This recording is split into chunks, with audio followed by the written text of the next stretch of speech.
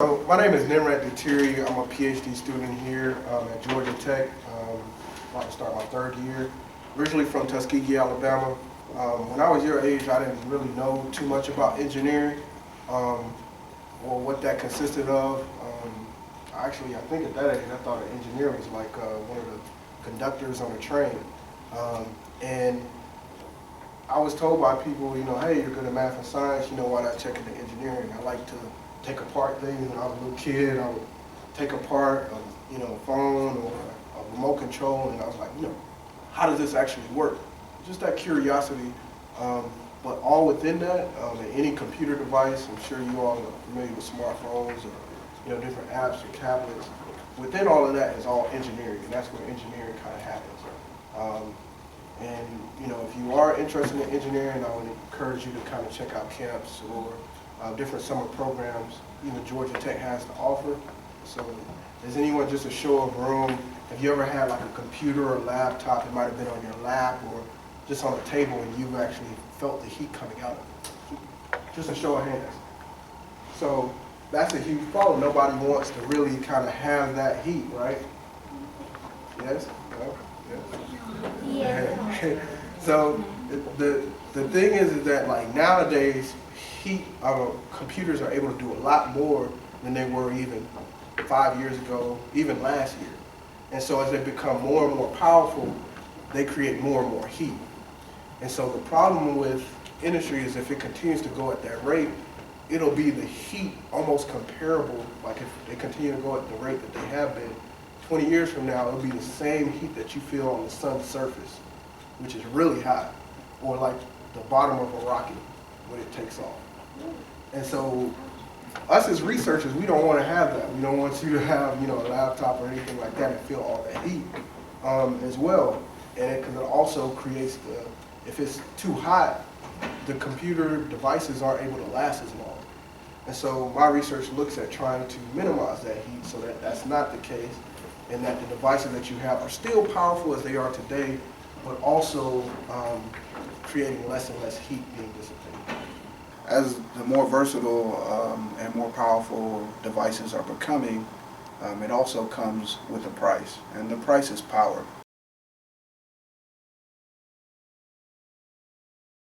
I'm going to show you a couple of devices and how the research has impacted that over the past 10 to 15 years. So here's a desktop that is about circa 2004. Still going strong with the Intel processor in it as well too. And so coming from here all the way to here's a netbook, a tablet. Here's a tablet and also with a keyboard. Also an Xbox, which has a processor in it as well too. A netbook, Sony Vaio, compact laptop, and also another HP desktop as well too.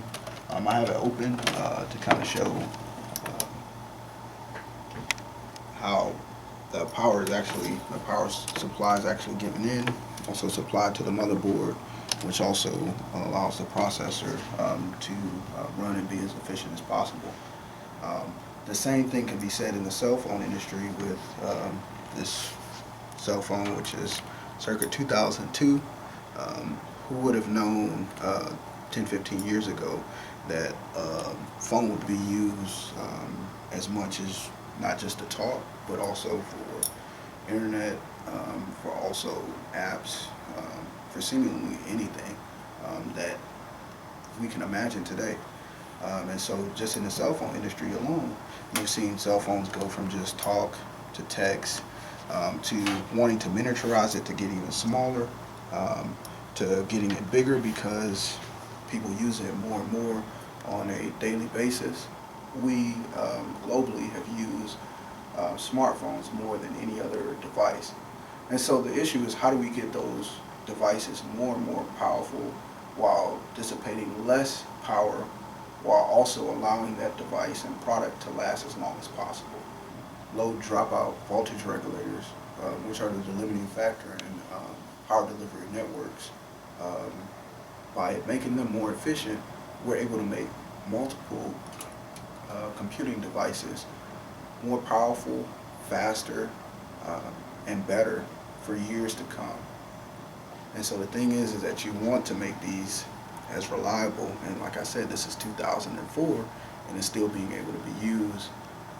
With the research that we are showing is that the more efficient the designs are, the more efficient the power delivery is, the longer lasting the devices will be on each of the computing devices, and you'll be able to use them and get your money's worth from all of them.